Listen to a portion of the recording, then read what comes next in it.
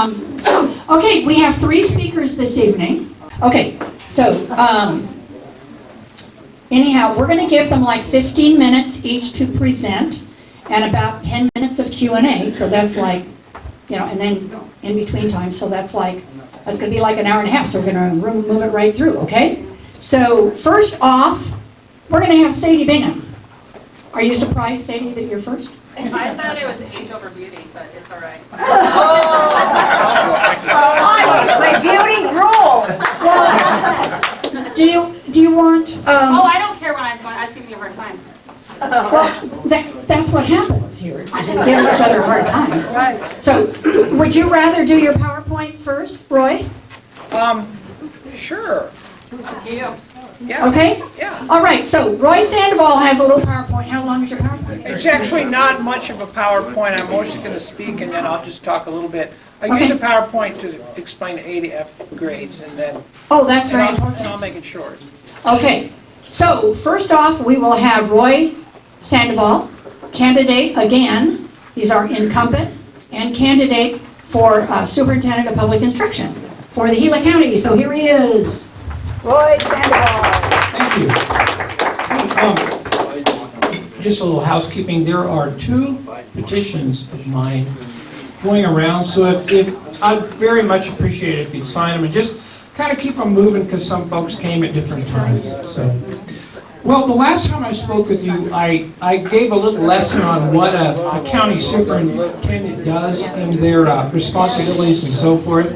And this time I thought I'd talk just a little bit about what is happening since that time. A lot of the stuff we do, it sounds almost trivial because things like the spelling bee, and last week we had the science fair.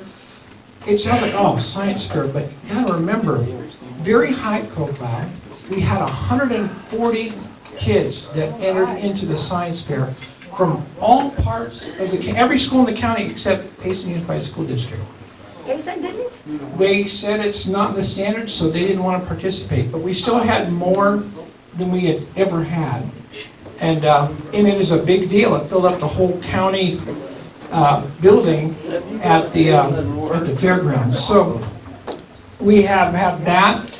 We continue with the adult education. And that is, I was explaining to someone earlier that my main thrust is adult education. And the reason is because I do work with the schools, but if you go into the school and you start trying to be too helpful, they already answer to a board and a superintendent, and you got to be careful not to go in and start stepping on everybody's toes. So when they want support, I give them support. In the meantime, to me, they already have infrastructure, they have teachers, they have a funding source. What I can do is find another place, and the area that I have chosen is adult education. So we have had so many people in Gila County that dropped out early or ended up in Gila County, and they don't have a high school diploma or they don't have a GED. And quite frankly, they can't go anywhere. And a lot of them, one day, they're really smart. They're digging a trench, they're end of a shovel, and they go, I don't need to do this. So they want to get their GED, that is the gateway, and then they can go into career and technical education, or they can go into academics. One of the wonderful things about our country is you can drop out, you can still make it back with a GED, community college, university, and you have that American opportunity. So I have testing centers in the north and the south now. I also have a testing center at the San Carlos Detention Center because we are putting out GED and high school graduates from the San Carlos Detention Center. It is not, we do it on a shoestring. It turns out that there's there's funding for kids when they are 5 years old to the time they graduate, even preschool a little bit, time they graduate, but there's not much afterwards. So we scrape and we write grants and we beg, borrow, everything we can to keep that thing running for people. It's been very, very successful. We've literally had hundreds of GED recipients. And when we have somebody with their back against the wall, I'll give you an example. I had a student and they were long-term suspended. I didn't ask why. When they were long-term suspended, they went to an alternative setting. They blew it at that alternative setting. And, you know, some people would just say, oh, they've had their chance, that's enough, you know. But they're 18, and you know what, when you're 18, Yeah, you're wacky. believe me, You're wacky. I have a lot of experience in this. You're wacky, you make all kinds of bad mistakes. Right, In this day and age, you just get caught at everything. yes. So, I can offer that person an opportunity in our GED program, even though they cannot get into a public school. And that's powerful, because that gives them a shot. It gives them one-on-one with instructors. It's forgiving, and yet it also gets them through, and it helps us keep our hand on their shoulder, as I call it, for the next step, which is getting them into a community college or a career and technical education type situation. So that is where I put the thrust of my time and energy. I still consult. I work once a month with Winkleman. I have worked with Globe in the past. So I'm out there, and when people need help, I'm there. But and I will also sponsor, like they have a school safety person coming in, the whole southern part, and I'm going to go ahead and finance that for them. But I don't shove myself onto them all the time. Okay. So I would like to talk to you, if I can. I can entertain questions. Do you have any questions on that? I'm just going to move on real quick. Yes. Don't you think it's a fundamental responsibility of government to make sure that an incarcerated prisoner gets a GED You know, as much as they're willing? yeah, and here's the thing. There is a bill in the legislature right now to fund. Yeah, you got, Brenda knows that. I've been following that too. Yes, sir. It's a good deal. Yeah, yeah, It sets these schools up as charter schools, yeah. so that the Arizona will help fund these. And it's through the Goodwill Industries, Right, do the, yeah, who has experience in other states of doing this very thing. And it's for those folks who dropped out, acting wacky, got in trouble, whatever it is, or they were working a job and they didn't think they needed to have a high school education. And this will give them the high A school, shot. high school education. They'll get the degree. They have cap and gown services, everything. And they said there's really something special about when these parents, most of them are parents, when their kids watch them cap and gown and get a diploma. You know, it helps the whole school, and they provide childcare and ability to transportation of sorts. I don't know what all that actually means, but they part of their program is that, and also along with the education side of it is life skills teaching. yeah. The whole person, and everybody involved in that. We've been watching it close, Yes, and sir. it is moving through, Yes, it is. and it's really exciting stuff. Happy to see that. Yeah, yeah, so, and so Charter school, you know, it'll be great. it gives It'll them be funded that by- shot they Yes. didn't have before. You know, it doesn't leave them out there. Just, I didn't want, I'll get to you, hang on one second. I didn't want to dodge your question. I do think it is. I think it's really important because also when those people are incarcerated and you can leverage saying, hey, this is when you get out if you do nothing. But this is what you can earn, this is what goes along with your earning credits, and you can get a shot at maybe an earlier release. And I'm not going to speak as legally, I'm not a legal guy, you know, I mean, Adam can talk about it. But leveraging them to learn and then giving them a shot to maybe they have a carrot out there to incentive. So I think it's really important. Go ahead. Yeah, how about an out-of-state student, one that blew it in another state and moves into let's say from California to here, and they're 25 years old, they need a GED. How would that work here in Arizona? Okay, so in that adult education, This program would allow them to. that program would allow it, I allow it. I mean, you bet, come on in, we'll get you squared away. And we'll get you squared away, we'll get you in, we'll get you a teacher, and we'll give you the opportunities to pass those. You have to pass 5 tests. Now, the guy I have that's my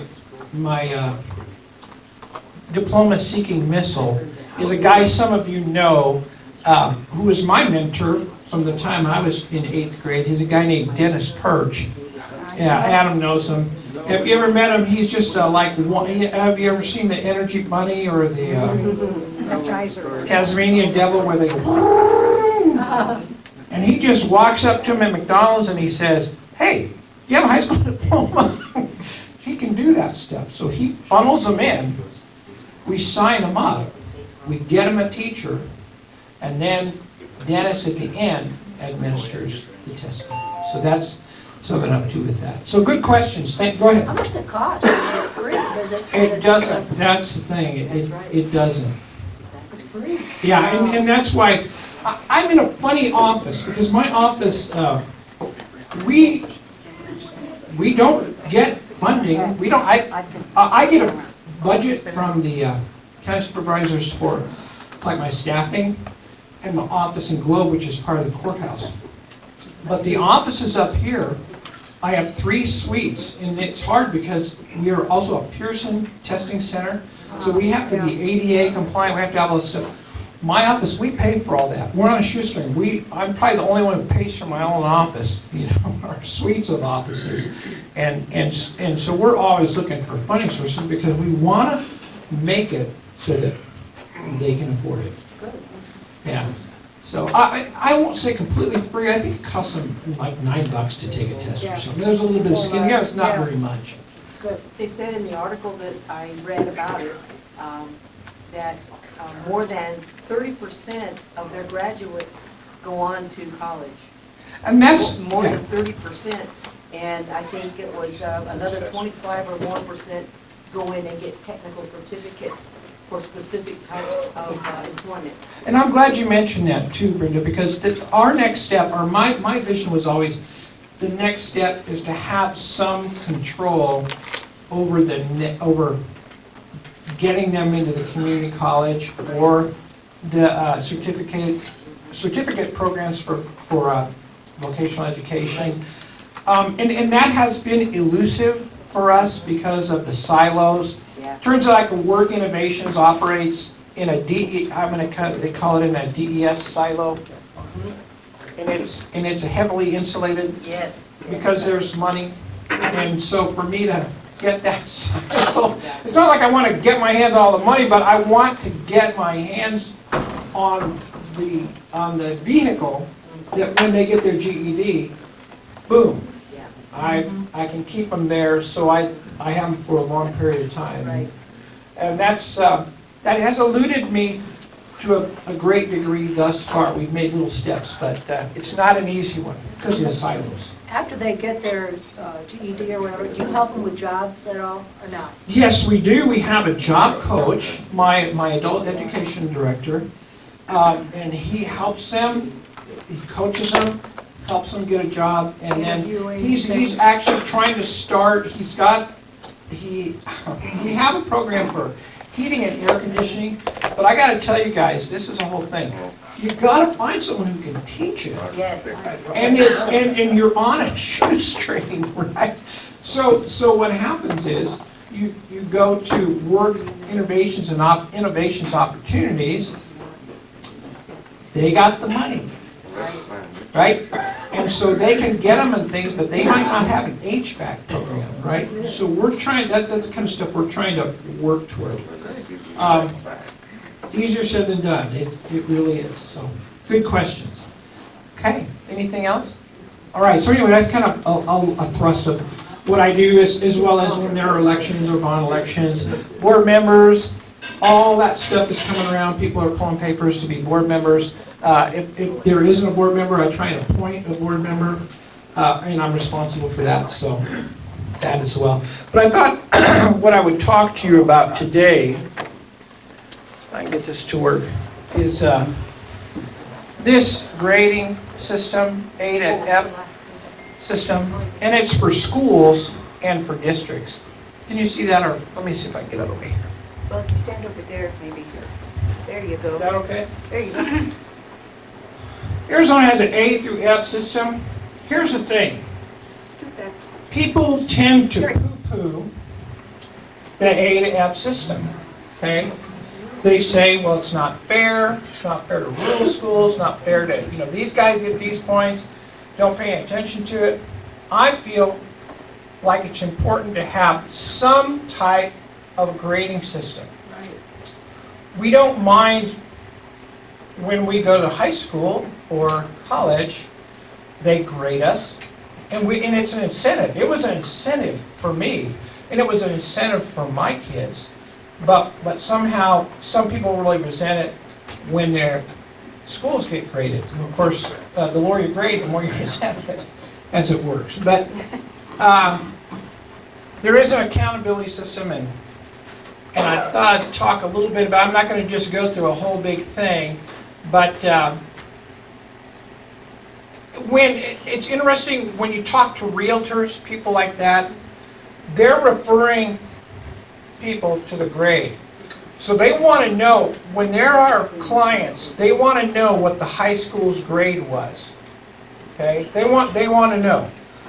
So what happens if it's a C or a D or an F, that realtor, it makes their job a little bit harder, and especially, to recruit people at a high level. So it's really important, I think, for the schools and the administration to pay attention to their grades, really analyze them and figure out what it takes. And some people say, well, it's a game. Well, I got to tell you, I don't know. When I was in college, man, I worked really hard to make straight A's, and I knew my professors. I got to know them. I got to know what they were looking for in the writing. I would argue for points. I was one of those guys, And you could call that a game, but for me, it was an incentive to be able to explain myself and to actually learn more. All right, I'm going to skip some of this stuff because I want everyone else to be able to talk. And they have worked really hard on the measurements. There was a multifaceted group that worked on the elements. Many practitioners, not all just one. Not all just the legislature, not all the board. It was a multi-varied, diverse group of people, some from urban districts, some from rural districts, person on the state board, legislature. People really worked, and they worked, they beat each other up over it to try and make it as fair as possible. Nothing is completely fair. But they did these recent refinements, and this is what they came up with, how they're calculated. So you got K8, and the proficiency in English, math, science, 30%. Here's what I think is great. They're measuring the growth. That has a big count in this, percentage-wise. So people can say, oh, yeah, well, we have, and I hate, you have to understand, I was a turnaround principal, and I had very, very low socioeconomic kids. They say, well, our kids are poor. And I'm like, well, they're dumb if they're poor, or what? Yeah. You're telling me they're dumb so they can't do anything? According to Joe. Sorry. Joe Biden says so. Okay? I worked with the very, very poorest, most abused kids, and guess what? They're smart. They're smart. Yeah. I had to work really hard to get them up fast because they lacked experiences and so forth, but you have to do what it takes. Okay. So these readiness measures in terms of lower grades, and then for kids that are English language learners, ELL kids, they come in speaking a different language. Here it's primarily Spanish, but I can tell you in the Valley, I think the Crate District had 23 different languages when I was down there visiting. that they had to deal with, and they fell into, when we think Spanish here, they're talking about North Korean, right? They're talking about Vietnamese, they're talking about Chinese, they're talking about Spanish, like they are excited when it's Spanish. Russian, and there are several dialects, Filipino, and there are like 100 different dialects in Filipino, in the Philippines. All right, so that is how the grades are calculated. They use a point system. 9-12, college and career readiness measures. Okay, I think that's important, that has some weight there. Student proficiency, 30%. Subgroup improvements, so they break it down and they say, all right, you have a, let's just say, you have a Filipino population. Asian, what was their growth? You have a Navajo population. What was their growth? They're breaking it down and looking for growth on that. English language learners, and then the graduation rate, 20%. And again, point system, they calculate, they give you a grade, A's. It's just like when you went to school. Excellent, highly performing, minimally performing, failing. Okay, here's kind of a definition. Same thing, distinguished, high performing, just kind of dragging your feet. And this is actually, this 3 times, when you get a D 3 times, you're an F. So, here's a Payson, I thought I'd give to you some of the Payson and feeder school grades. Pine, K-8 school, they have made 3 consecutive A's. They worked very hard. It started with Linda Odell, and Catherine has done it twice now. I use the principal because they happen to be the principal. I know it's the whole staff that does it, but I got to tell you, my experience is the principal drives it because they're the one who, they're doing lots of analysis, and they're really making sure that people are doing what they say they're going to do. Tono Basin, this is all Chad Greer, 3rd consecutive A. And I take these guys plaques when they make an A. Because it's hard to make an A. Right. It's not easy. There are not many A's, Right. especially at the high school level. Payson Elementary, K2 does not get a grade. Julia Randall this year. Payson has, up to this point, only made 1 A in the history of Payson schools. It was Julia Randall in about 2004, and the principal was Peggy Miles at that time. But this year, they made an A. Now I'm just going to mention something real quick. This is a side note, footnote for you. You know, the principal is not like all gushy and everybody loves her. Okay? She's not. All right? But she knows what she's doing, and she has pushed those guys hard, pushed them hard, and some people left, you know, but there's a result that happened from that, Yes. and that's only the 2nd A in the history of Payson. Right? So I always say that school improvement is a dangerous business, and you may not make it through the principal. You may not survive the improvement. Okay, that's just how it goes. Rim Country Middle School, C. They were a D, a C. They were up to a B this year, C. Payson Center for Success, this is the first time that they didn't change, they made a little bit different rules for alternative schools. They're still hard and there were very few A's, but Payson Center for Success made an A. I'll tell you why I think that's really cool. One is in 1994, the charter school was happening, and 2 other guys and I went out for donuts at Payson North Donut Shop. Most of you don't even know that there used to be a donut shop in Payson North. And on a napkin, we knew there were a lot of dropouts in Payson. So we drew up a plan for what we called a dropout retrieval school. And we wanted to we knew that the legislature was changing these laws to allow charter schools, and at that time you could have a district charter school. Can't have that now. And we created a district charter school on a napkin. We wrote up the charter, we submitted it, we faced a lot of pushback from other schools.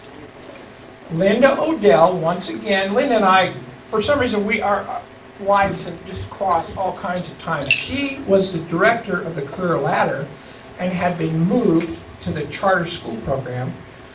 I went down and gave a presentation, and after everybody had gotten their stimulus funding, that they were giving stimulus funding for these schools, Linda granted us $100,000. We took that and we started the Payson Center for Success. We hired Monica Nietzsche from Tucson. We bought the building on what we call Indian Hill above the high school, and now it's an A school. Payson High School, C school. They're doing lots of good things at Payson High School. I know the dual credit classes, everything else you see in the paper, doing lots of things, okay? But it is a C school, and it's been a C school. Not acceptable, sorry. Right. Now, I thought I'd do these real quick and then I'll be done. High school grades for Gila County, and here's why. Everybody says, we have poor kids, da-da-da-da. Well, here's Payson's poverty, 44% they got a C. Hayden, look at their poverty. They got a C. What's up with that? Globe, higher poverty, if you will, not that much more, they got a C. They got the San Carlos kids too. Miami, high poverty, they got a C. San Carlos, actually they're going to get, I think they're going to end up with a C. They might end up with a C. I was talking to my principal Liz last week. Round Valley, just as high, A. Blue Ridge, just as high, a little higher, B. Holbrook, really high, B. St. John's, A. But they're a B school. Mogollon, B. So to me, I'm saying, I have confidence that this new superintendent, that's what I was going to get back to, the new superintendent, Linda Gibson, is from the Payson Center for Success. She took that school to an A. I think that she can light a fire and do the analysis. She's really smart. She has really good people schools. And I think she can make this an A school. Under her watch. You know, working with the principal or whatever she has to do. Anyway, that is I'm out of time. Yeah, And thank you. Oh, you were going to tell us, is somebody running against you? oh yeah, I was going to mention Who it is real that? quick. I have someone running. I don't know. I don't think she had a teacher certificate. You have to have something like that. My superintendent certificate, all that stuff. But her name is Melody Hobbs. She's a Democrat. So who knows what'll happen? Good, so everybody can sign your... So I'm just going on like She's a no Democrat. one's there. And then I'll end with this, if there are no other questions. Yeah, one question, real quick. Aren't you real glad we don't have all those Chinese students in here? Bringing us a little virus that we don't need? I don't know. There's just viruses everywhere. I went to so I'm a Republican, you know. And so the other party asked me to come and speak to them, and I'll speak to anyone, you know. So I went, and my wife went. She's with my grandson in Oakland today, trying to catch the virus. And I was waiting for the prayer and the pledge, and they don't do it. It was so weird. I was like, are we forgetting something? Yes, they are. They don't do the pledge or the prayer, and it knocked me out. My wife said, would you quit talking about this? Anyway, just so you know. All right. Thanks so much. Okay, I just started Woody Klein and Tommy Martin's petitions around, And when you get it, you have to know what district you're in. So Tommy Martin is in most of Payson, north of Frontier. You know, Frontier's where the Dome School, the Christian school is. That's Frontier. So those of south are in Woody Klein. So I live, if you're in precinct number 2, we're signing Woody Klein's petition. If you're in Star Valley, you're signing Woody Klein's petition. Okay? And if you are this side of, yeah. So, and if you're in Tonto Basin, you're in Woody Klein's? Nope, Tonto Basin is in Tim Humphreys. Yeah, so, but Guycela's in yours. Guycela isn't either? So from the tribe this way, along I think it's Round Valley. Round Valley? The cutoff, isn't it, for Tommy? The gun place. The gun range. Yeah, that's about the Jim cutoff. Jones. Jim Jones? Okay.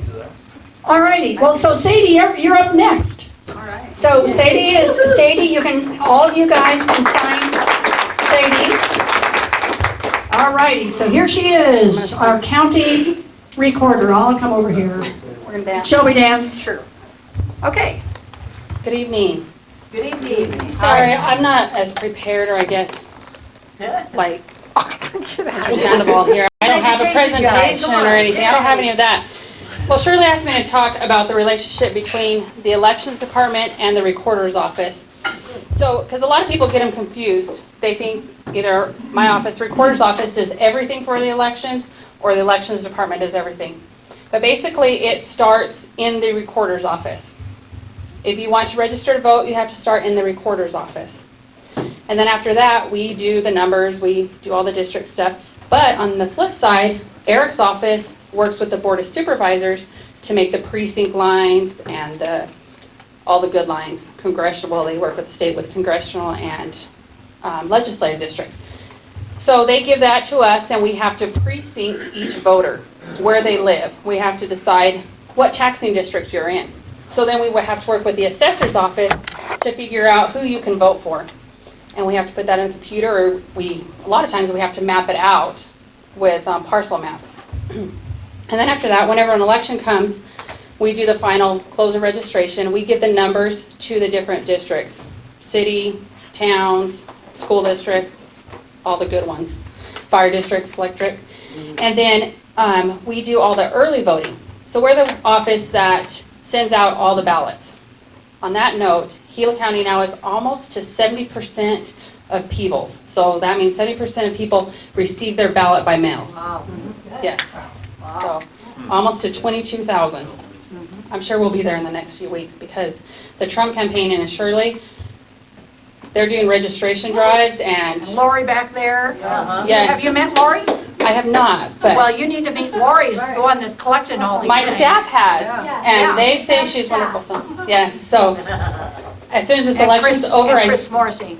yes. And Well, Pam called me party. yesterday. Yes. Actually, not yesterday, the day before. Good. And we have been in contact, so. Now I lost my train of thought. Oh, I'm on the sorry. people, sorry. So after we mail all those out, we have early voting in our office. That lasts for 27 days before the election. You can come in and vote. If you spoil your early ballot, we can replace it, or we can mail you a new one. So the fun part then begins. When all of these ballots come back into us, my office has to verify your signature. Oh, that's So fun. it is a lot of fun. It's actually really interesting. We have to get certified. Usually it's not mandated by state statute, but I mandate anybody in my office that is going to be helping with signatures, they have to be certified. And it's either through like DPS or, now I forgot the company, but they did the John Benet Ramsey case and did all that investigation. It's a forensic science place, and we go there every 2 years and we get recertified. So then after we verify all those signatures, we ship them to the elections department. The elections department has to separate the ballot and the envelope. A lot of people think, oh, they're going to look at my ballot. Honestly, when you have 22,000 ballots coming across your desk, you don't have time and you really don't care at that moment in time. So they separate them, they put the affidavits in one box, and they put the ballots in the other box. They have to hold them, I believe it's 10 days before an election now. that they can start counting and tabulating them. So those results, so anyways, then the last date to vote early is the Friday before the election. So for the Democrats, it is this Friday, March 13th, is their last day to vote early. Then on Monday is emergency voting. It's kind of up in the air if the Board of Supervisors are in charge of it or the Recorder's Office, because the state decided to change that statute. It used to be under the Recorder's Office, but now it says that the Board of Supervisors have to, but then there's a little blurb that says, or contract with somebody, basically. So we haven't figured all that out, but this year it is the Board of Supervisors for the presidential preference election. So if someone is going to be out of town and they just all of a sudden remembered, election day is tomorrow, they can vote by a provisional ballot at the emergency voting location. So after that is election day. My staff is there to answer phone calls starting at about 5:45 until 7 o'clock. The elections department runs the polling places. The Recorder's Office does not run the polling places. But we will tell you where to go vote. So then as soon as the polls close, Eric tabulates all those in his office. But all the early ballots that are dropped off at the polling place comes back to my office. Then all those provisionals of all the people that forgot to re-register or change their address and they have to vote those provisionals, or they forgot ID and they have to vote those conditionals, that is my office. We're in charge of all those. So when those come back, luckily we haven't had a lot of conditionals, knock on wood. Conditional provisional is whenever you go to the polling place and you don't have sufficient ID. So then you have to come back 3 to 5 days after the election to show ID. A lot of times, I think in the 16 years I've been there, we've had maybe 3 people. So it's not a very big one. But we do have a lot of provisional ballots. A provisional ballot is whenever you receive an early ballot and you just decide, oh, I don't want to vote it, I'm going to go to the polls. Well, you're going to get a provisional ballot because it shows that you've already voted. So it's like a security measure that you can't vote twice. There's lots of other different reasons. You've moved to a different precinct, you have a name change, different things. You could vote a provisional. When those those provisionals and conditionals come back to my office, it is a lot of work. You have to check signature, you have to check mailing address and physical address, you have to check name, you have to check precincts, you have to check the polling books, the rosters to make sure they didn't vote, you have to check to make sure they didn't vote an early ballot. So people get mad and say, hey, where's the results, where's the results? Well, when Gila County has anywhere from 600 to 3,000 provisionals, it's going to take us a long time. We're hoping that this next session at the state that they can change that so we can turn off the little trigger. Because most of the provisionals are early ballots, we're hoping that they can change that it will turn it off, and if you didn't return it, it'll erase the early ballot mark from the poll book, so then you can vote a regular ballot. Our fingers are crossed. That works. Good idea. Yes, we're hoping that goes through next year. So, and then after that, we transfer all the provisionals and the conditionals to the elections department. Then they have to tabulate all those. So it's a long process, and a lot of people want the results that night. The results that you are getting that night at 8 o'clock, how everyone sits around the table and watches the internet, you know, who's going to win at 8 o'clock, those are all early ballots. And things can change. And things can change. So a lot of people say, oh, my early ballot's not going to count. Oh, yeah. No, it does count. Those are actually the ballots that are, or the results that you're seeing. It's the early ballots that are there. The results of the polling places, they're usually not released until about 10, 11 o'clock at night because they have to come in from each of the precincts. And some of the precincts, Canyon Day, it's about a 2-hour drive from Globe. Then you have Pine, another about an hour 45, 2-hour drive.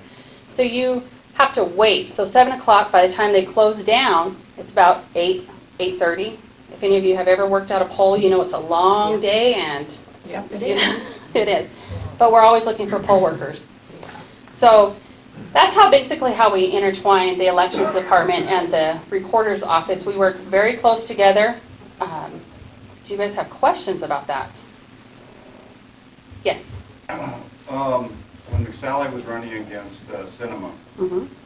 there was a rumor that Cinema set up a emergency polling stations toward the end of the election, and that's how she put it over the top. Could you address that, if that was a rumor, or if that was true, or? Yeah.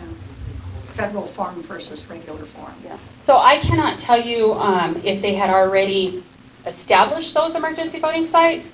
I do know that they had emergency voting sites. So I'm not sure if they were established in Maricopa County or not. How does that happen? They have emergency polling stations. Why would they even do that? So for instance, we had an emergency polling place. I'm not sure if you remember 2 to 3 years ago, the Northern Gila County Sanitation District had an election, and there was a hiccup. Do you remember the elections department printed something incorrect? And we had to do an emergency polling site. So we were open the weekend before the election because there was a mess up in the ballot, and we wanted to make sure that everyone was able to vote that belonged to the Northern Gila County Sanitation District. I am not saying that is what Recorder Fontes did. I can't speak on his behalf. I know that I was the last recorder standing, fighting against him and Pima County. I had just left for vacation, and I think I was like in Wisconsin driving east, and our county attorney called me and said, "You're the last one. Are you going to back down and fight this? Or let this slide?" And I said, "I'm not backing down. I think this is wrong. I think we need to see the procedures. I think we need to see what he's doing. I don't think we should be able to do this." And lo and behold, I lost because it was 14 against 1. Of course I'm going to lose, but I tried. And I think my staff wanted to kill me because I'd call them crying and being upset because they were doing this, and I was like, "You can't do this." I don't think it was right of the way he went about it. I think he could have done it different ways because there are rumors, and if you do look at where he set up those stations, they were in the high Democratic areas, such as the schools, such as How can we ASU. prevent that from happening again? They have now prevented that. Good, they changed It the has law. made the smaller counties' life 10 times worse, but that's okay. So now what you have to do is you have to get with the Board of Supervisors if you want an emergency early voting location or emergency voting location, which luckily we don't do that unless it's, the day before the election. That's the only day I do it. I don't do it on weekends besides that one time for the Northern Gila County Sanitation District, and that was because that was the county's error. That was not me trying to push something out. That was because that was an error on our part. And so they have now set it up that there's lots of different things. The Maricopa County Recorder now has to answer for all elections to the Board of Supervisors. So if they want a new polling place, they have to get it approved. So the Board of Supervisors also now has an individual, cannot think of his name now, but he is working with Recorder Fontes and his staff, and he reports directly to the Board of Supervisors. And So it may not happen again. it should not. I'm hoping it doesn't. Charlie over there? Yeah, I'm curious. The last elections we heard across the country, I'm not talking about Arizona, and I'm hoping you can give me some input on this. We had 106% in some districts in the Midwest voting. Straight. We had some people voting in 3 states. We had a lot of, with the purple fingering thing like they use in Europe, help. We need some way to, this is not right, the way the voting's been going.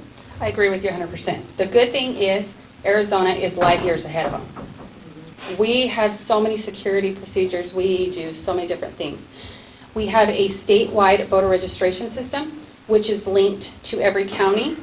So if, say, Shirley decided to move to Maricopa County, as soon as she registered in Maricopa County, it cancels her in Gila County. It's immediately. Instead of 14 years later in Southern California, yeah. Correct, exactly. And so that is what's going on in Arizona. But the other good thing with Arizona is that anybody that does register, we have to run you through, it's called the HAVA check, which is the Help America Vote Act, and that checks proof of citizenship. That checks your driver's license. That checks the vital statistics, make sure that you are a person, make sure you're not deceased. and we have to run that. If that comes back as their driver's license, we have to put them into a federal-only status and wait for them to show proof of citizenship. If they do not show proof of citizenship, since it is not a federal law that you have to show proof of citizenship to register to vote, which is dumb, but then what happens is that they can vote a federal-only ballot. They can't vote for anything statewide, which I don't agree with that, because if you can't show proof of citizenship, why are you voting at all? Right. But they don't listen to me. So the other thing that they do is we are now on, I have to ask Charlotte the name of it because it's acronyms, that we do a cross-state match. And I believe there are 14 other states that are involved in this. And so we send our file to them, they send their files to us, and we verify that they are not registered in any other state. And the ERIC program, I always forget that. Thank you. You're welcome. Any other questions? That's Charlotte? Oh. That's Charlotte. I talked to her- Yes, I'm sorry, I didn't I introduce talked to her my on the staff. phone. So Charlotte here is my chief deputy, smartest whip, anything you need to know, maybe. Then I have Isom White, he is in our Payson office. And Katie Judd was going to come too, but it was her daughter's birthday and they had a birthday party. But she is our voter outreach coordinator. So if there are any activities that you guys know of or anything that would be good to set up a voter registration drive, let us know. We will set up a voter registration drive. We try to do about 2 to 3 a month. So, We do lots also. yes, you guys do. Yes. Yeah, I see all those papers that go in. Yeah, so we can't enter the voter registration forms until the end of the election because it's a close. So we have about 600, I believe it is, online that have registered in Gila County. I'm not sure if they're all new or updates or what. And then we have approximately 300 to 400 paper forms. And that would be thanks to the Trump campaign and Shirley and everyone's efforts up here. It's going really good. So, yes. Say, it's kind of a funny question from an elected official, but since I could vote in Arizona, I've always had to have an ID, and then I always had my little voter registration card in there. Right. But they've always asked me for it, and they've always gone down a list and gone, where's it? You know, that's just not norm, and like, was it Pennsylvania, they had the big flap? I don't get it. California, you don't have to show anything. Correct. California, they had 120% of, Voters turn up. and There's actually a lot of states that don't people. require You ID. just, That's illegal. crazy. So the new thing too is that if you don't vote early by mail and you decide to come into our office to vote, you do have to show ID, even though we have to verify your signature when we go to process your ballots. So if you do come in to vote early, make sure you bring ID. So, yes. Any other questions? Yes. Maricopa County's LULAC lawsuit was applicable to Maricopa County. Is this something the other counties should proactively address We to are, avoid a lawsuit in turn? actually the whole state is under the LULAC case, yes. Yeah, and we do run a lot of different things for LULAC, like going through Which the stands for, Latin. Oh my gosh, this lawsuit has been going on for years, and it finally came to a head. It's Latin United. It's something with Latin Americans and their right to vote. It's basically a democratic thing. yes. Yes. Yeah. Of course. They're My suing. question. They're suing, of course. That's how they even got the federal form, right? Because Yes. when the county chair, the county recorder before was, Helen Purcell. not Or Helen, no. here, Linda Ortega. Are you talking about Secretary of State? Secretary of State. Ken Bennett. Or Jan Brewer. No, Reagan. Michelle Reagan. Oh, I did. Michelle Michelle Reagan. Reagan, yes. She signed Yeah, some paperwork. she had signed, and it was this big, huge issue, because she went and settled that suit. Yes. And then everybody was really, really Allowing- upset because Yeah. it basically was allowing illegals to vote Right. with that federal form. But it was pushed and pushed and pushed by LULAC. Yes. Yeah, Okay. yes. So in turn, this is how Kirsten Sinema came up with the 20,000 extra votes. Well, I can't say yes or no, but. Yes. But we can. I can't, But we can. I can't say yes or no. Thank you. I didn't quite hear you. I just can't say It's the that. League of United Latin American Citizens. Say again? League of United Latin American Citizens. League of. Yes. All right, so the next thing I wanted to give you was a voter stats. Democrats, 8,850 in the county. The Republicans, 14,057. All right. Libertarians, 184. And the other independent party not designated is 8,232. Is that above or below the Democrats? That is below, Just below the Democrats? about 600. Yeah. Yeah. We had a big surge right before the presidential preference. We had a lot of independents change to Democrats. And this is what it usually does, is right before a presidential preference, we have the independents change to whichever party What is they running. really are. Yeah. Not really. It's really funny. They You'll vote against. Yeah. Well, sometimes They voted, vote against. exactly, it's what Shirley says. Yeah, A yeah, lot yeah. of them, they come in and they're Yeah. like, I need a change, and they've been diehard Republicans their whole Yeah. life, but they want to change to vote against. Against, that's true. Yes. That's true too. I thought about doing that Yeah. myself. Yeah. Change a mess. So I can Vote again. so I can vote and then I'll go back. You would be surprised how many people do I'll come that. back home. And so, because I want to say before that, it was neck and neck. Vote for Sanders. Well, in 2010, it was a 10% ahead Democrats over Republican. Yes. So we've done a lot of work this last 10 years. Yes, you have. I remember that, yes. All right, do you guys have any questions? Is anybody running against you? No, knock on wood, first time. Yay. I get a break. Get a break. They found out how much work it was, and forget it. Yes, exactly. So you don't need any more broken legs this time? No, not this time. Maybe next time, no. Can't get All a good right. job Okay, is that it? That is it, thank you. All right. Thank you, Sadie. So sign Sadie's petition so she can be on the ballot.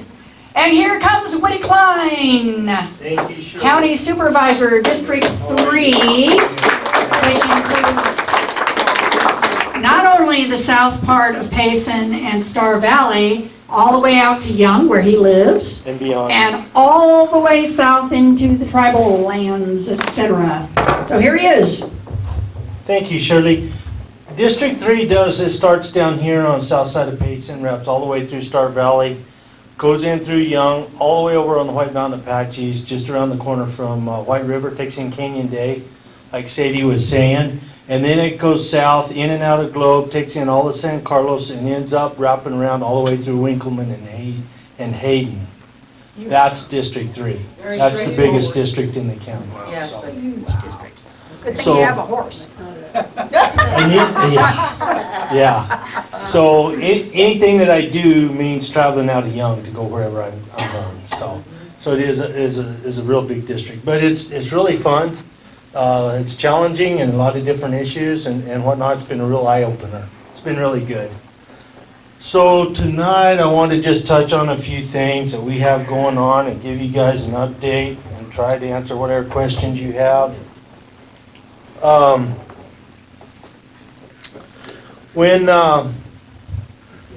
I ran for this seat 3 years ago, part of my platform was I had big interest in the youth, our kids. And I pushed on that. We've built a youth program in the county right now. Last year we had about 34 kids that participated in this program. We placed them in different schools throughout our county, through local governments like the cities, the towns, and so forth, and then we put some kids in our county departments. Those kids have done really well. Some of those kids have moved on to pursue like a nursing degree. Then they've been helping us in our health department. Had one young man that ended up staying on with our county attorney, and he's now going through looking for a law degree. Had another kid this last fall. We had him in the program through the summer. We hired him into our IT department last fall. So this has been a real big plus with these kids. This last fall, I had actually had a chance to work with the government here in Payson to bring back the local YCC crew. So it will be here in Payson this year. So the Forest Service will be looking on putting, I think, 6 or 8 kids into that YCC program this year. So this has been a big, huge plus for us. On top of that, I committed to the government to help sponsor about $10,000 to their YCC program for this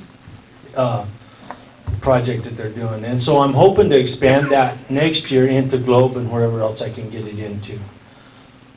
With that, over there in Young, and I think I talked about this the last time I was here, the Forest Service had went in and they'd combined ranger districts between Payson and Pleasant Valley. So they moved everybody out of Pleasant Valley and brought them to Payson. Fine and dandy, they can do that. But their alternative was to go back into that site in Pleasant Valley and try and auction off the buildings that was there that they could, and then bulldoze the rest. And so I said, no, we're not going to do that.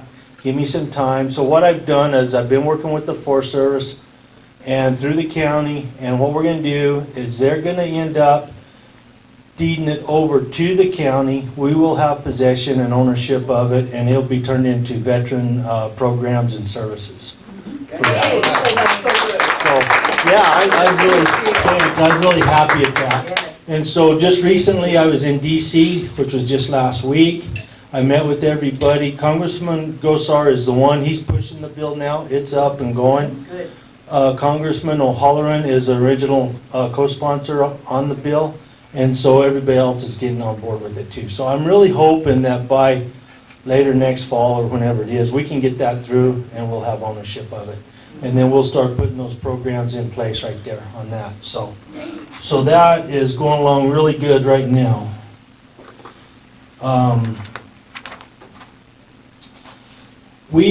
Last year, we took on a big endeavor as far as a lot of our facilities.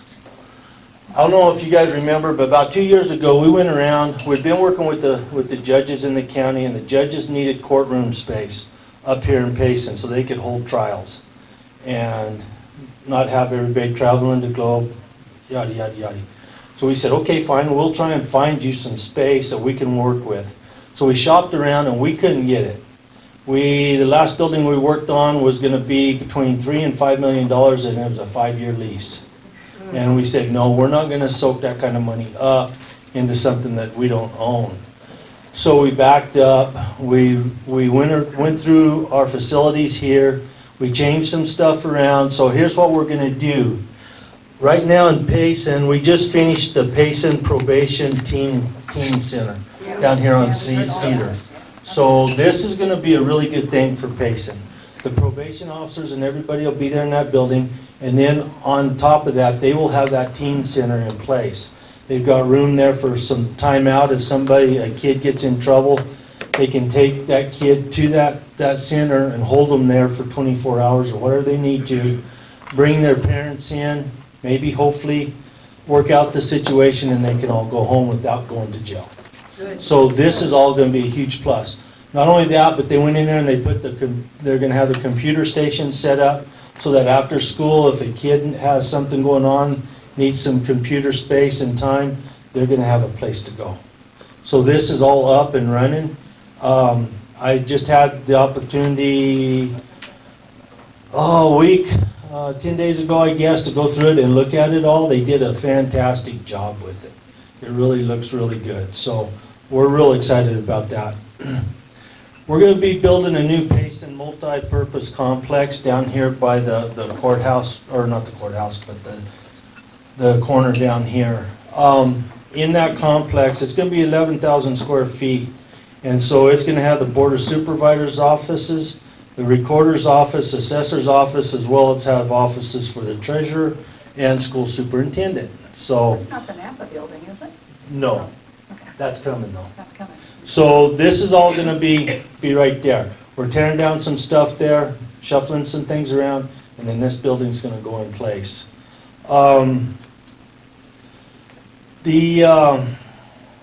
the jail, our local jail right here, we're gonna put a bunch of money into that jail. That jail needs some work, needs to be helped.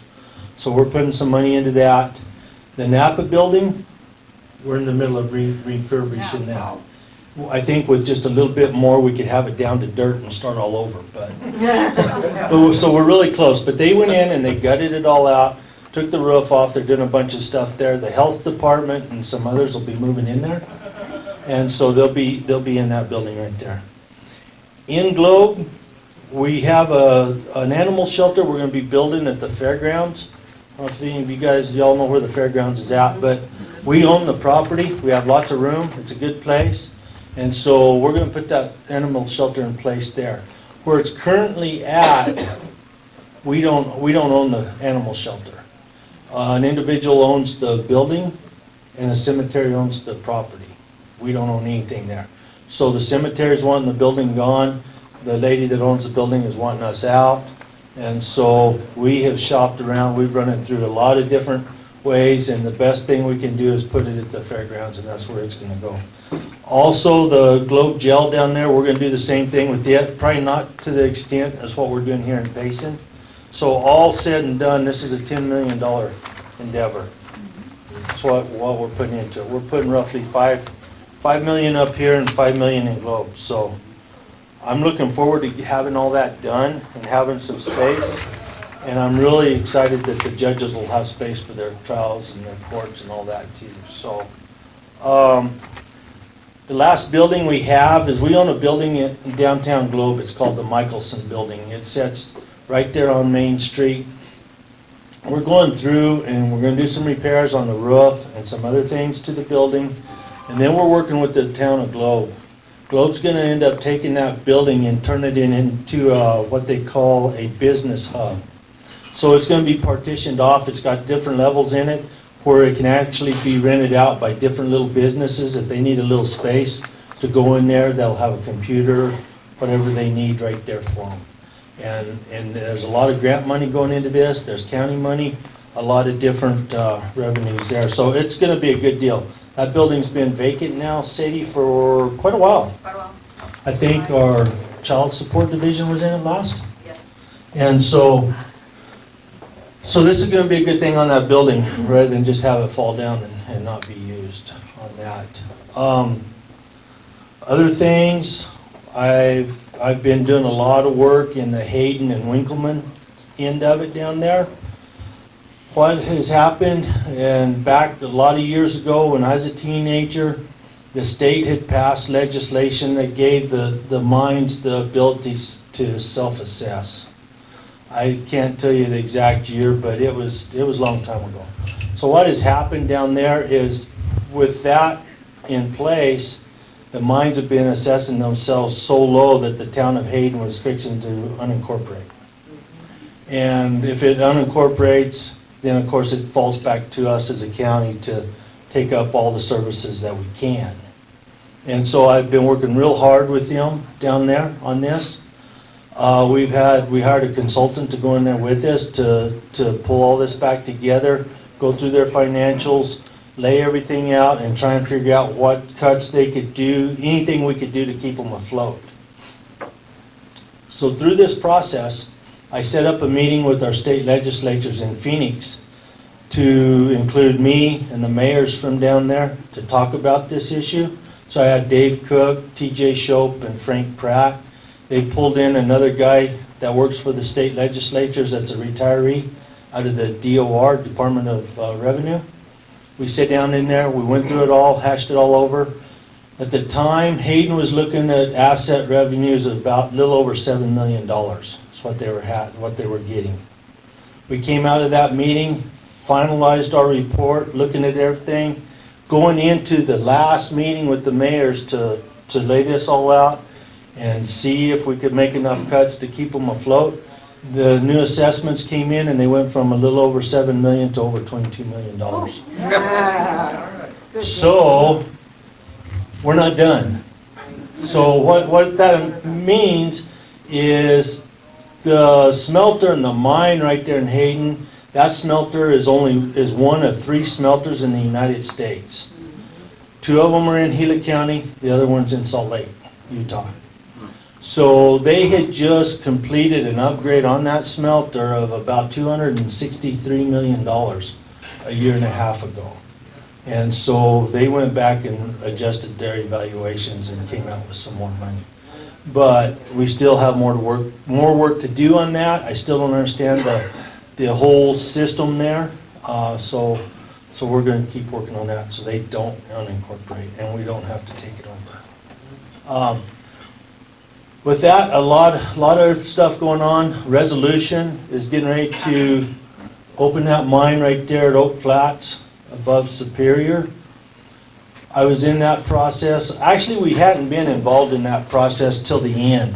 And they came out with an alternative in their EIS, their environmental impact study, that put a 6th alternative in there for their tailings site.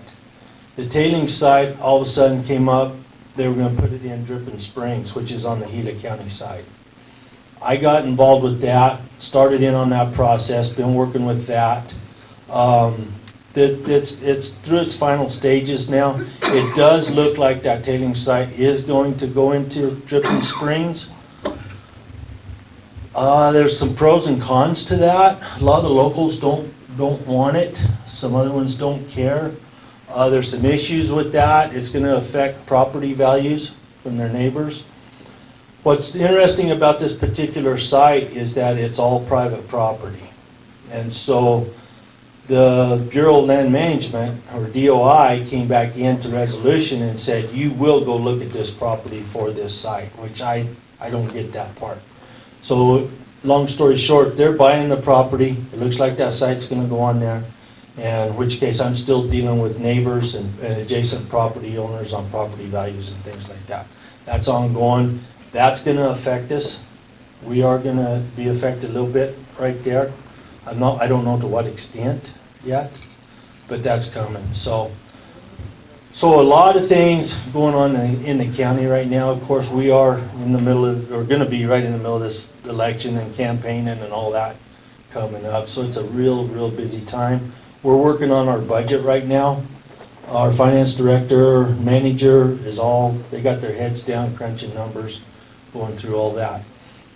For the last 3 years, this year, we've kept the property taxes at 4.19. We have no plans to change that. So they should stay right there. We're running everything off of those figures, and that's where we're pretty focused on keeping it on those figures. Assessed values depends on what the office down there does with them. You know, they've adjusted some of those values and changed some of people's taxes on that, but the base property tax has not changed, and we're not planning on changing it. So with that, answer any questions you guys have? Shoot. I have a question about Second Amendment Sanctuary County. Sure. I've talked to several people at Globe, and I can't get anybody to say when it's going to be considered or if it's going to be an agenda item. Is that something that the county supervisor is going to look at? We are. Now, here lately, I think Andy McKinney was the first one that sent me a note on this. And so I went to looking around, looking at what other counties were doing. I was at the County Supervisors Association Small Counties meeting a couple weeks ago, where I had several small counties sitting there. We talked about it in there and what they were all looking at and what other counties were kind of thinking about. And so it is a big drive. You know, I am pro Second Amendment. Okay, so whatever I say, don't take this wrong. I believe in guns, and I believe everybody in this room should at least own 2 or 3. So, but one of my first questions to Andy and everybody else was when I took my office, no different than Sadie and Roy and the sheriff and everybody else, we swore our oath on the Bible to uphold the Constitution. The Second Amendment is part of that Constitution. So when I look at it too, I'm looking at it a little bit different light. I'm thinking, okay, we do this pro Second Amendment resolution as a county. What about the rest of the Constitution? And so I'm not saying we're not looking at this, so don't get me wrong on any of this, but these are questions that I keep throwing out there. I'm not the only one throwing those questions out. I've had other supervisors from other counties saying the same thing. It's like, we took an oath to uphold the Constitution. We, in my opinion, have to do that. And so I'm thinking, okay, so we do this for the Second Amendment, but what does that say for the rest? And so I'm just looking at this and thinking about it right now. I've had more people since Andy has talked to me about it come up with this, and it is definitely something we are looking at right now. And so I can't tell you exactly when or whatever, but it should be fairly soon. You're going to see some movement on that, and we'll see where it's going to go. One of the biggest things the other counties brought up, and I've thought about it myself, if you are a pro-Second Amendment county, okay, a lot of people will get some false sense of security on this too. And I don't want that to happen. So I look at it in the fact that we become a pro-Second Amendment county. I'm not against doing that. I'm for it. In a lot of ways, I'm thinking that from my own standpoint, we're saying we believe in guns and we believe everybody should have them, and we don't want you to ever come get ours. That's the way I look at it.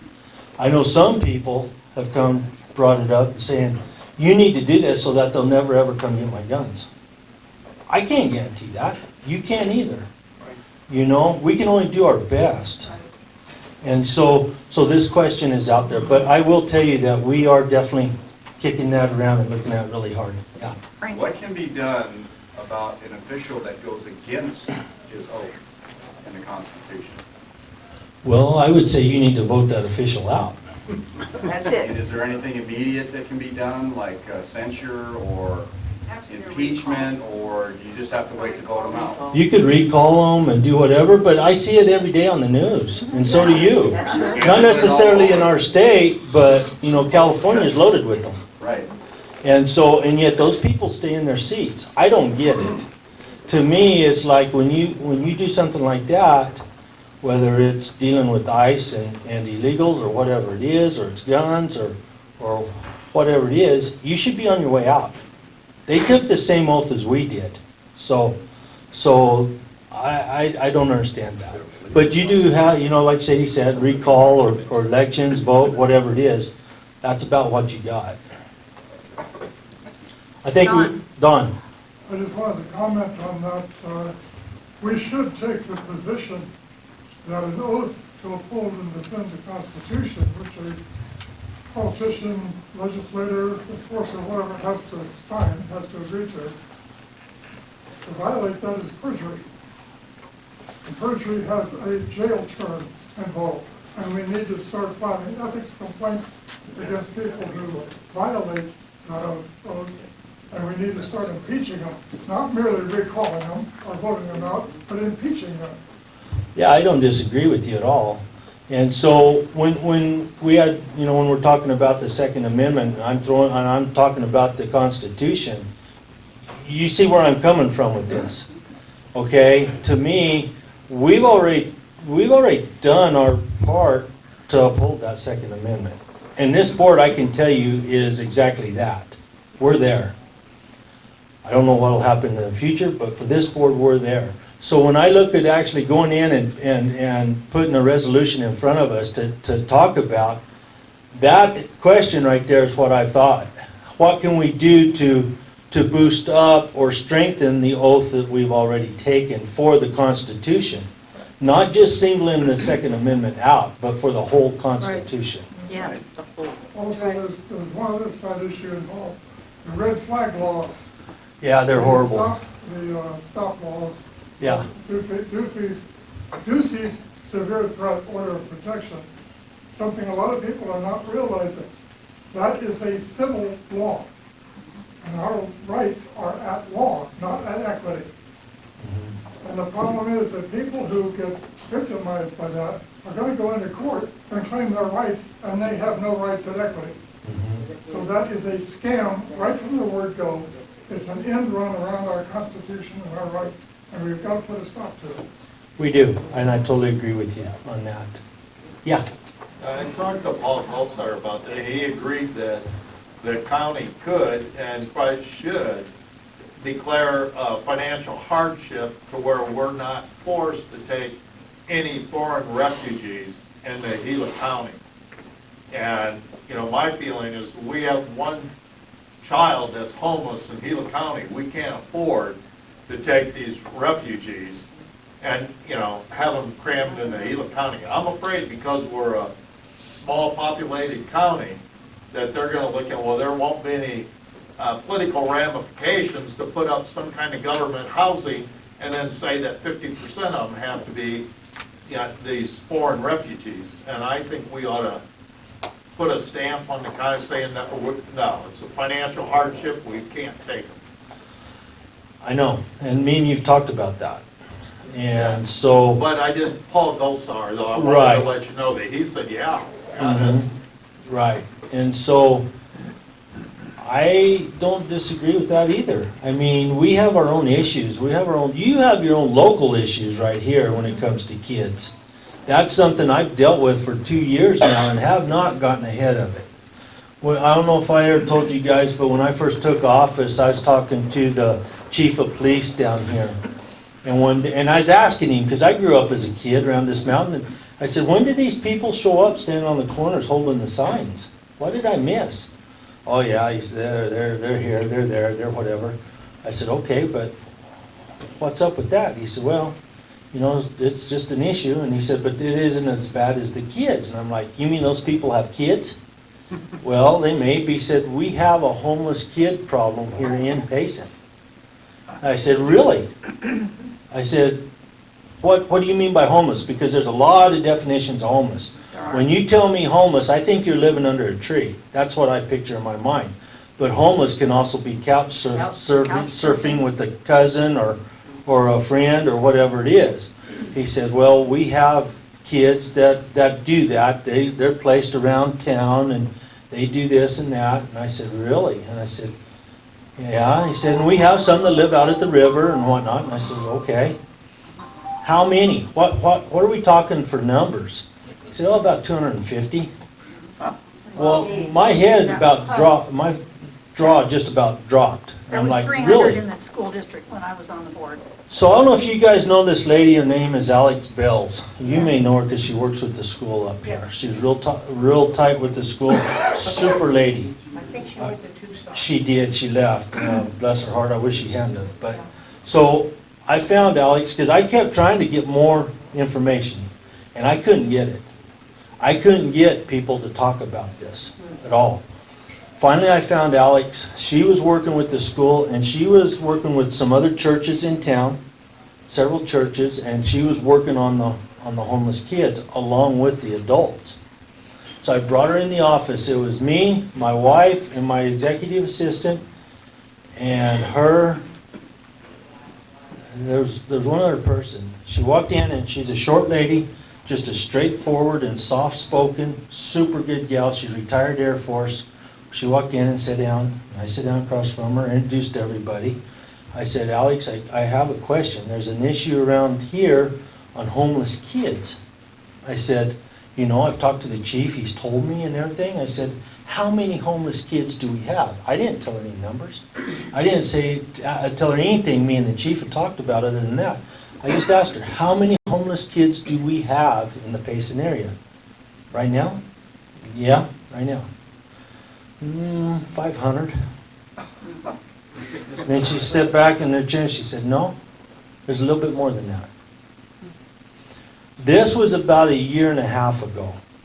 So that has changed. And I can't tell you whether it's gone up or it's gone down. I don't know. Because I went ahead and I ended up helping Alex with some money and some other stuff to work on this for me and with me, along with some pastors from the churches. And we dove into it and never got ahead of it. We never got ahead of it. And then Alex left, went to Tucson or somewhere in the southern part of the state, and I lost my contact. She quit working with the school. The one thing that she told me, which I found was totally amazing, was out of all these kids, whether it's 500 or 250, whatever number you want to pick, they all went to school. Every one of them went to school. And I'm like, how cool is that? And Alex, she's kind of funny, she looked at me, she said, well, they gotta eat.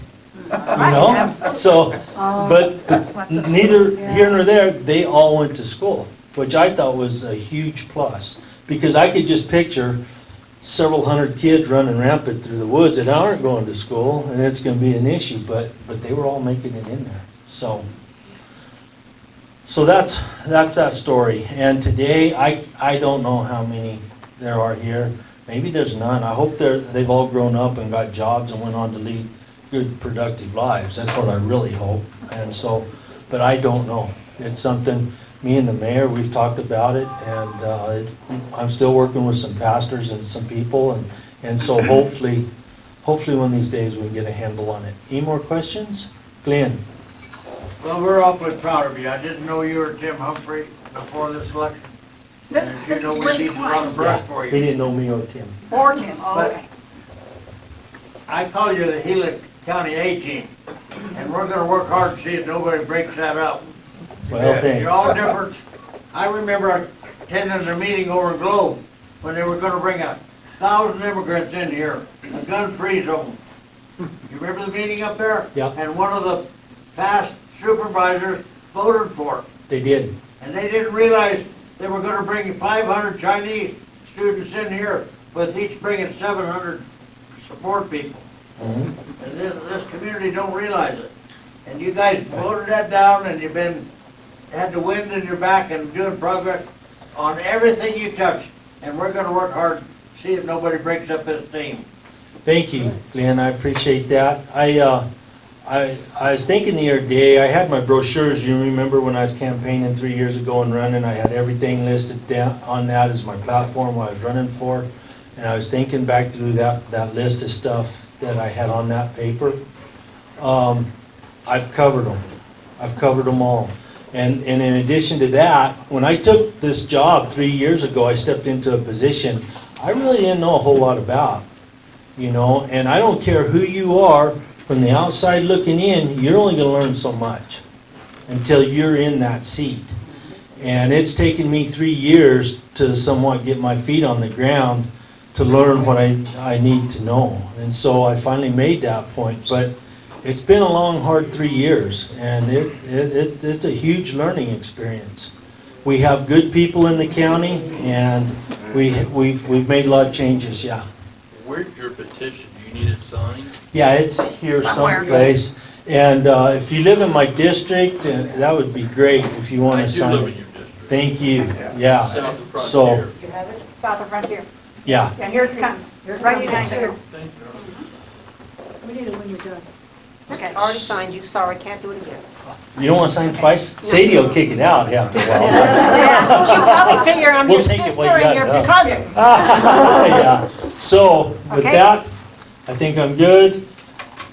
Shirley's been asking the question on who's running against who. I am matched up with a lady, a Democrat lady who lives on San Carlos Reservation. Okay. And running against- she'll be running against me in November. And she's a Democrat too. Yeah. Okay. Thank you. All right. Okay. Go ahead, quick. James Menlo is the County manager. county manager. Can you just, in a couple words, describe what his job duties are? Sure. I don't know if you all heard that question, but he asked about our manager. Our manager's name is James Minlove. And so he sits right under us three. He's the next one in line below me, Tommy, and Tim. James runs the county, and then as far as our part of the county goes, and then he works with Roy, Sadie, the other electeds, on budget issues, things, office space, things like that. So James is the one sitting in the driver's seat on a lot of that, and This is his. we control the steering wheel on that. So, thank you. Thank you, Woody Klein. All right.